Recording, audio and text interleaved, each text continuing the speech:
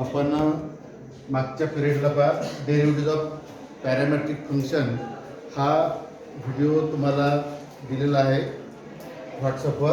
त्यामध्ये आपल्याला लक्षात घ्यायचं आहे की d y by d x is equal to d y by d t upon d x by d t हा थेरम आपण प्रूव्ह केला होता याच्यामध्ये. तर डीवाय बाय डी एक्स म्हणजे काय होतं की x is equal to f of t and y equal to g of t या फॉर्ममध्ये फंक्शन असेल. म्हणजे दोन्ही साईडला कोणतं व्हेरिएबल आहे? टी व्हेरिएबल आहे. या साईडला टी व्हेरिएबल आहे. या टीला म्हटलं होतं पॅरामीटर. याला काय म्हटलंय? पॅरामीटर. म्हणजे फॉर एक्झाम्पल जर पाहिलं आपण तर x equal to sine t and y equal to tan t असेल. दोन्ही साईडला कुठलं व्हेरिएबल आलं? टी आलं. तर पॅरामीटर टी होईल इथे. आणि हा पॅरामीटर जो टी आहे विथ रिस्पेक्ट टू टीनच डिफरन्शिएट करायचा आहे. याला आपण विथ रिस्पेक्ट टू टीनं डिफरन्शिएट केलं तर differentiating with respect to T we get. याला विथ रिस्पेक्ट टू टीनी आपण डिफरन्शिएट केलं तर काय मिळणार? dx by dt equal to sine T ची derivative cos T and dy by dt tan T ची डेरिव्हेटिव्ह sec स्क्वेअर टी. मग हे सेपरेट मिळवायचं dx by dt dy by dt example solve करताना. Now we know that by theorem dy by dt ची value किती आहे? dy by dt upon dx by dt यामध्ये या व्हॅल्यू ठेवायच्या. म्हणजे पॅरामेट्रिक डेरिव्हेटिव्ह मध्ये केवळ फरक हाच आहे की डेरिव्हेटिव्ह तीच आहे, फक्त पॅरामीटर एक नवीन व्हेरिएबल याच्यामध्ये इंट्रोड्यूस होईल आणि हे व्हेरिएबल दोन्ही साईडला सारखं असेल. एक्स इक्वल टू तेच व्हेरिएबल राहील तर वाय इक्वल टू सुद्धा तेच व्हेरिएबल राहणार. हे लक्षात घ्यायचं. मग differentiate with respect to parameter. T म्हणजे पॅरामीटर वै गेट याला डिफरन्शिएट करायचं. dx बाय dt अँड dy बाय dt या दोन्ही व्हॅल्यू आपण इथे ठेवल्या. dy बाय dt किती आहे? sec square t upon dx by dt cos t. तर याला आपण जर सॉल्व केलं तर sec स्क्वेअरला आपण 1 अपॉन cos लिहू शकतो किंवा 1 अपॉन cos ला आपण sec लिहू शकतो. एकतर याचे आन्सर काय होऊ शकते? हे sec क्यूब टी होईल किंवा or 1 upon cos cube T होईल. म्हणजे डेरिव्हेटिव्ह मध्ये कुठलाही फरक नाही हे लक्षात घ्या. फक्त पॅरामीटर पाहायचं आणि विथ रिस्पेक्ट टू पॅरामीटरनीच डिफरन्शिएट करायचं आणि आलेली व्हॅल्यू dy बाय dx या थेरम मध्ये ती व्हॅल्यू ठेवून द्यायची. हे म्हणजे आहे पॅरामेट्रिक डिफरन्शिएशन. ठीक आहे. तर आपण एक्झाम्पल पाहूया इथे. फाइंड dy बाय dx इथे तुम्हाला x इक्वल टू आणि y इक्वल टू ही व्हॅल्यू दिलेली राहणार.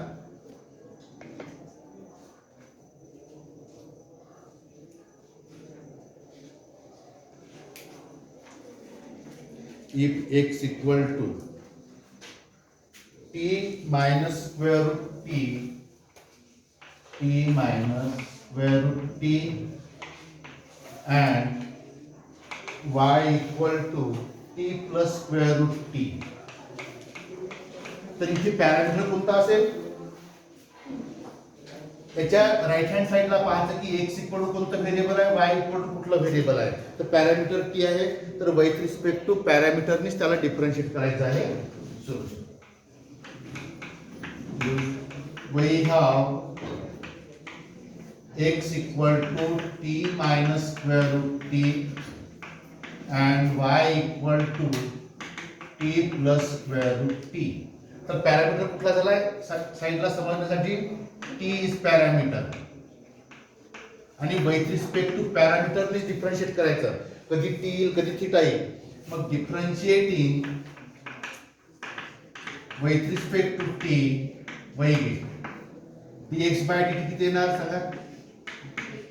t ची derivative with respect to t नी 1 स्क्वेअर रूट टी ची 1 upon 2 square root t and dy by dt t ची डेरिव्हेटिव्ह पुन्हा 1 प्लस स्क्वेअर रूट टी ची 1 अपॉन 2 स्क्वेअर रूट टी. याला आपण सोडवून घेऊ. एलसीएम किती घ्यायचा? 2 स्क्वेअर रूट टी न्यूमरेटर मध्ये 2 square root t minus 1 dx by dt ची व्हॅल्यू झाली. 1 / dy / dt dy by dt two square root t LCM आला याचा, तर न्यूमरेटर मध्ये two square root t plus 1 ही डेरिव्हेटिव्ह काढून घ्यायची. Now we know that dy by dx equal to dy by dt upon dx by dt. dy by dt ची value ठेवा. इथे गडबड नाही करायची, घाई नाही करायची, कारण dy by dt दुसऱ्या नंबरवरती निघाला आहे. तर आपण याला जर ठेवलं तर आन्सर चुकेल. तर dy by dt ची value two square root t plus 1 upon two square root t upon dx by dt two square root t minus 1 upon two square root T.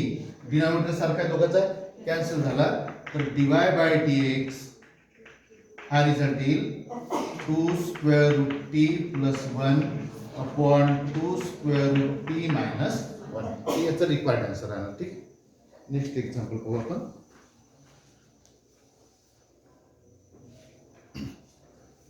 हा व्हिडिओ टाकतो ना मी याच्यावरती ग्रुपवर, स्विच जाते. Next find dy by dx if x equal to a into theta plus sin theta and y equal to a into 1 minus cos theta असं दिलं आहे. आता कुठलं व्हेरिएबल आहे राईट हँड साइडला? थिटा आहे, म्हणजे पॅरामीटर थिटा झाला इथे. तर पॅरामीटर विथ रिस्पेक्ट टू पॅरामीटरनीच त्याला डिफरन्शिएट करायचं. we have x equal to a theta plus sin theta and y equal to a 1 minus cos theta. Parameter कुठला झाला था? Theta is a parameter differentiating with respect to theta y. with respect to theta ने differentiate केलं तर dx upon d theta equal to a constant याची जर आला theta ची derivative with respect to theta ने 1 plus sin theta ची derivative cos theta and dy by d theta equal to 1 ची a constant as it is 1 ची derivative 0 minus cos ची derivative cos theta ची derivative with respect to theta ने minus sin theta, तर minus minus plus sin theta. ठीक आहे, चला आपण क्लियर करून घेऊ. a into 1 plus cos theta, तर 1 plus cos थीटा चा फॉर्म्युला किती येईल?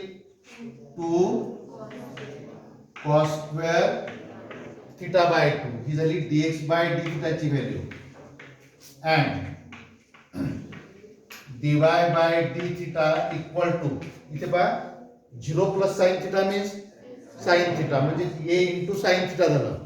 ठीक आहे, तर या sin थीटाला आपण sin 2 थीटाचा फॉर्म्युला यूज करणार. तर तो किती? Twice a sin theta by 2 into cos theta by 2. Now we know that dy by dx is equal to dy by d theta upon dx by d theta. That is dy by d theta is twice a sin theta by 2 into cos theta by 2 upon dx by d theta how will twice a cos square theta by 2. twice a cancel होईल. यामधला एक cos theta by 2 हा पण cancel होईल. किती शिल्लक राहिलं? sin theta by 2 upon cos theta by 2 म्हणजे tan theta by 2 dy by dx. हेच एक्झाम्पल तुम्हाला असे विचारले जाऊ शकते की if x equal to a theta plus sin theta and y equal to a 1 minus cos theta then show that dy by dx is equal to tan theta by 2 असं पण तुम्हाला विचारले जाऊ शकते. हे next example. find dy by dx if x equal to square root 1 minus t square and y equal to sin inverse t. कधी parameter T राहील, कधी थिटा राहील. हा,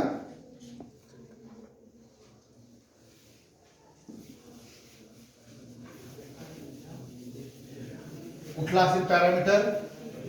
टी पॅरामीटर आहे ना. We have x is square root 1 minus T square and y equal to sin inverse t. Parameter t राहणार ना. मग विथ रिस्पेक्ट टू पॅरामीटरनीच त्याला डिफरन्शिएट करायचं. Differentiating with respect to T म्हणजे dx by dt. Basic formula square रूटचा लागेल. मग square रूटची डेरिव्हेटिव्ह किती असते? 1/2 square root 1 minus T square. कशामुळे कंपोजिट फंक्शन झालं 1 मायनस टी स्क्वेअर. तर 1 मायनस टी स्क्वेअर ची डेरिव्हेटिव्ह 1 ची 0 मायनस टी स्क्वेअर ची twice T and dy by dt. We know that derivatives of sin inverse t is 1 square root 1 minus T square. याला आपण clear करून घेऊया. 2 cancel होतो. Minus t upon square root 1 minus T square dx by dt ची value झाली and dy by dt झालं 1 upon square root 1 minus t square. Now we know that by theorem dy by dx equal to dy by dt upon dx by dt, that is dy by dt 1 upon square root 1 minus t square upon dx by dt minus t upon square root 1 minus T square. दोघांचा एक denominator सारखा आहे, cancel होणार तो. मग शिल्लक राहिलं minus 1 upon T required. Next example आहे.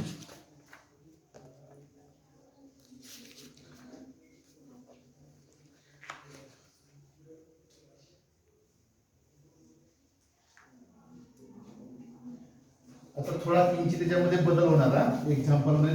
तो बदल लक्षात जो झाला तो केअरफुली पाहायचा. याला कशा प्रकारे सॉल्व्ह करायचा आहे. तर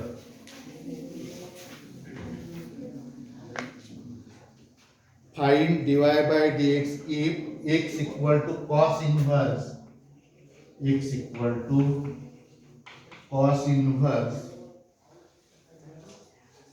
बोलणं कोणाला twice t upon 1 plus t square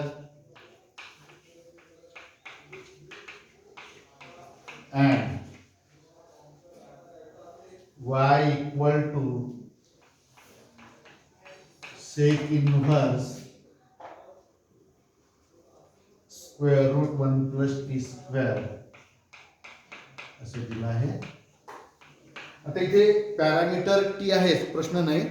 परंतु त्याही पेक्षा जर आपण इन्व्हर्स डेरिव्हेटिव्ह मध्ये जर पाहिलं तर इन्व्हर्स डेरिव्हेटिव्ह मध्ये आपण या इन्व्हर्स फंक्शनच्या समोर जर अल्जेब्रिक टर्म आली असेल तर याला आपण मेथड ऑफ सबस्टिट्यूशननी सॉल्व्ह केलं होतं. तर इथं प्रॉपर सबस्टिट्यूशन जर आपण यूज केलं तर आपल्याला हे एक्झाम्पल सोपं जाईल. We have x equal to cos inverse twice t upon 1 plus t square and y equal to sec inverse square root 1 plus t square. इथे t ची व्हॅल्यू अशी सिलेक्ट करा की जेणेकरून हे फॉर्म्युल्यामध्ये येईल आणि cos इन्व्हर्स जो cosचं फंक्शन आहे, sec इन्व्हर्स जो secचं फंक्शन आहे, असं पाहू आपण इथे. Now put t equal to tan theta ठेवू आपण. This theta equal to tan inverse t. Theta t equal to tan theta ठेवलं तर x equal to cos inverse to tan theta upon 1 plus t tan square theta and dy and y equal to sec inverse square root 1 plus t square म्हणजेच tan square theta cos inverse. ही व्हॅल्यू आहे sin 2 theta ची.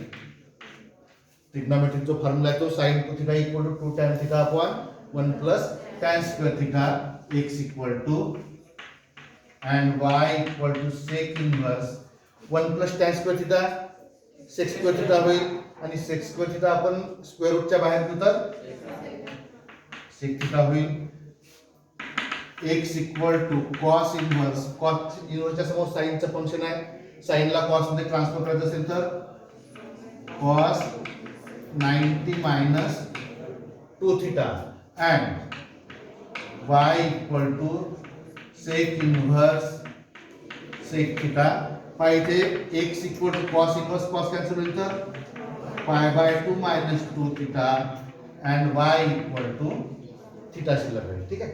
Differentiate आता कुठला parameter आहे त्याची value ठेवून देऊ आपण याच्यामध्ये किंवा मग तुम्ही इथे आपल्याला दोन टाईपने सोडवता येते. इथे थिटाची व्हॅल्यू ठेवा theta equal to tan inverse म्हणजे आपण ओरिजिनल प्रॉब्लेमवर जातो जो पॅरामीटर दिलाय किंवा तुम्ही याच्यामधून थिटा एलिमिनेट करू शकता. थिटा एलिमिनेट करणं म्हणजे काय थिटाची व्हॅल्यू किती आली y ती आपण इथे ठेवून दिली की आपल्याला dy बाय dx ची व्हॅल्यू मिळते. मी दोन्ही मेथडने तुम्हाला इथे सोडून दाखवतो जे सोपं वाटेल ते घ्यायचं आपल्याला. ठीक आहे. इथे आपण थिटाची व्हॅल्यू ठेवून देऊ पहिल्यांदा x इक्वल टू किती आहे pi by 2 minus 2 tan inverse t and y equal to tan inverse t. आता पॅरामीटर कोणता आहे t आहे differentiating with respect to t y dx by dt pi by 2 is constant derivative 0 minus 2 upon 1 plus 2 तसंच राहिला असता tan inverse ची derivative 1 upon 1 plus t square and dy by dt equal to 1 upon 1 plus t square आलं असतं. ठीक आहे. Now we know that dy by dx is dy by dt upon dx by dt that is dy by dt by 1 upon 1 plus t square upon हा 0 minus 2 upon 1 plus t square म्हणजे minus 2 upon 1 plus t square दोघांचा denominator सारखा cancel होईल तर dy by dx equal to minus 1 upon 2a. ठीक आहे. एक झाली ही मेथड की आपण जे आपण सबस्टिट्यूट ठेवलं पुन्हा आणखी त्या सबस्टिट्यूट मध्ये त्याला कन्वर्ट केलं आपलं काम संपलं की आता जर समजा तुम्हाला इथून सोडवायचं इथून अल्टरनेट मेथड याच्यामधून आपण जर समजा थिटा एलिमिनेट केला इथे y ची व्हॅल्यू थिटाची व्हॅल्यू किती ठेवून देऊ आपण y तर किती x equal to pi by 2 minus 2y म्हणजे 2y इक्वल टू किती हा 2y आपण इकडे आणला तो आला twice y equal to pi by 2 आणि हा x तिकडे जाईल तर minus x differentiating with respect to x y to constant as it is राहिला y ची derivative dy by dx constant ची डेरिव्हेटिव्ह 0 मायनस x ची derivative 1 that is dy by dx equal to 0 minus 1 म्हणजे minus 1 आणि दोन्ही भागून टाका म्हणजे जे सोपं वाटेल ते घ्यायचं त्याच्यामध्ये. ठीक. नेक्स्ट एक्झाम्पल आहे find dy by dx if x equal to cos inverse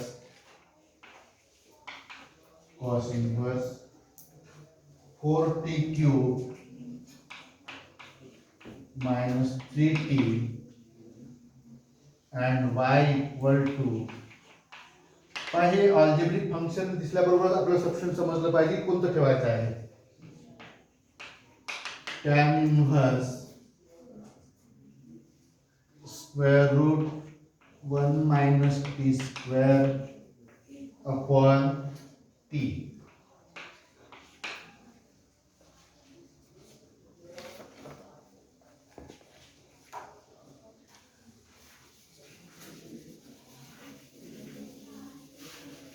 काय ठेवलं गेलं पाहिजे टी बरोबर कॉस थिटा ठेवणं अगदी सोयीचं आहे ते वही ह्या x equal to cos inverse 4t cube minus 3t and y equal to tan inverse square root 1 minus t square upon t. Put t equal to cos theta. This gives theta equal to cos inverse t. मग इथे x equal to cos inverse 4 cos cube theta minus 3 cos theta and y equal to tan inverse square root 1 minus cos square theta upon cos theta. cos inverse कोणता formula आहे हा? cos 3 theta चा formula आहे x equal to and y equal to tan inverse. We know that 1 minus cos square theta sin square theta square root च्या बाहेर घेऊ आपण तर sin theta upon cos theta. x equal to cos inverse cos 3 theta and y equal to tan inverse sin upon cos means tan theta. इथे cos inverse cos cancel होईल तर 3 theta and y equal to इथे पण आपण theta eliminate करू शकतो ताबडतोब म्हणजे एक्झाम्पल सॉल्व्ह होते नाहीतर तुम्ही थीटाची व्हॅल्यू जर ठेवली cos इनव्हर्स t तरी आन्सर तुम्हाला तितकंच मिळणार. किती मग x इक्वल टू 3 थीटाची value y that is y equal to इला x बाय 3 किंवा 1/3 into x differentiating with respect to x we get dy by dx is equal to 1/3 आणि x ची derivative 1 that is with respect to x ने काय differentiate केलं असेल सांगा बरं. इथे आपण with respect to y ने डिफरन्शिएट का नाही केलं या इक्वेशन मध्ये विचारलं काय आपल्याला हे derivative of y with respect to x म्हणजे आपण याच्यामधून पहिल्यांदा पॅरामीटर एलिमेंट झाला नंतर थीटा एलिमिनेट केला मग आपला जो x आणि y राहिला तो विथ रिस्पेक्ट टू x ने डिफरन्शिएट केला.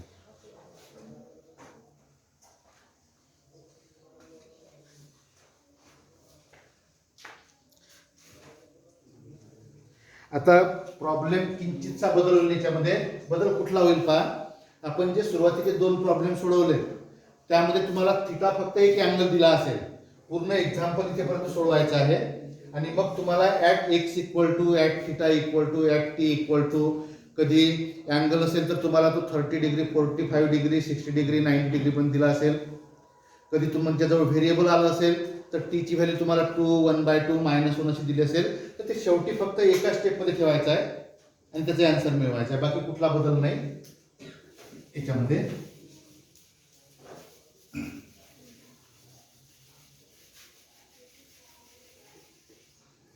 तर तो पहिला बदल पहिल्या एक्झाम्पल मध्ये समजून घ्यायचा म्हणजे मग पॅरलल प्रॉब्लेम असतात ते. Find dy by dx if x equal to cosec square theta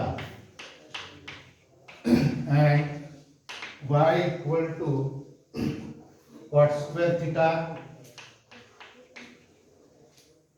at theta equal to pi by 6. या 30 डिग्री अँगलवरती आपल्याला ही व्हॅल्यू विचारली आहे dy बाय dx ची. तर एक्झाम्पल मध्ये कुठलाही फरक नाही फक्त शेवटच्या दोन स्टेप मध्ये बदल होईल. If we have x equal to cosec square theta and y equal to cot square theta. कुठला पॅरामीटर आहे ते थीटा आहे विथ रिस्पेक्ट टू थीटा ने डिफरन्शिएट करू differentiating with respect to theta we get dx by d theta power formula 2 cosec square ची cosec चा power 1 न कमी होईल थीटा आणि बेस कोसेक थीटा तर कोसेक थीटाची derivative minus cosec theta cot theta and dy by d theta equal to cot square ची derivative minus cosec square theta. तर हा किती होऊन जाईल dx by d theta equal to -2 cosec square theta cot theta ठीक है and dy by d theta minus cosec square theta. Now we know that dy by dx is dy by t, parameter t असेल तर dy by dt, parameter theta असेल तर dy by d theta upon dx by d theta, that is dy by d theta आहे minus cosec square theta upon dx by d theta आहे minus 2 cosec square theta into cot theta. याला पहा minus cancel झाला, cosec square cancel झाला, म्हणजे राहिलं 1/2 आणि 1 upon कॉटला करून टाका tan theta dy by dx. इथेपर्यंत आपण प्रॉब्लेम सोडवला आतापर्यंत. आता विचारलं काय की थीटा या अँगल वरती π/6 थीटा π/6 असताना dy by dx किती राहणार, तर नाव and theta equal to π/6 dy by dx असं लिहा, किंवा dy by dx याच्या बेसला जर लिहिला आपण त्याचं मीनिंग तसं राहील π/6, ठीक आहे, इक्वल टू याच्या राईट हँड साइडला 1/2 tan π/6 आणि tan π/6 ची व्हॅल्यू किती राहते, tan 30 डिग्री. पाय इथे जर तुमचं आन्सर चुकलं तर 1 मार्क जाईल आपला. π/6 इक्वल टू 1/2 tan 30 डिग्री किती असते, 1 अपॉन स्क्वेअर रूट 3 राहणार, तर 1 अपॉन स्क्वेअर रूट 3, त्याचा आन्सर किती मग 1 अपॉन 2 स्क्वेअर रूट 3. तर याप्रमाणे ते सोडवा. म्हणजे किती बदल झाला फक्त केवळ इथून. एक्झाम्पल तेच आहे, म्हणजे आपण पहिला पार्ट नाही वाचला, डायरेक्ट दुसरा पार्ट वाचला तरी पहिला त्या दुसऱ्या पार्टमध्ये हा पहिला पार्ट कव्हर होतो. म्हणजे अभ्यास करताना थोडं हे लक्षात ठेवायचं की आपल्याला अभ्यास कसा करायचा. तर मी किती सोडवले प्रॉब्लेम, जवळपास 4-5 प्रॉब्लेम सोडवले. याच्या आधीच्या व्हिडिओमध्ये 2-3 प्रॉब्लेम सोडवले आहे. हे 6-7 प्रॉब्लेम वाचायचे नाही आहे, तुम्ही हे हा भाग वाचा, ऑटोमॅटिकली त्याच्यामध्ये हा भाग कव्हर होऊन जातो. ठीक आहे.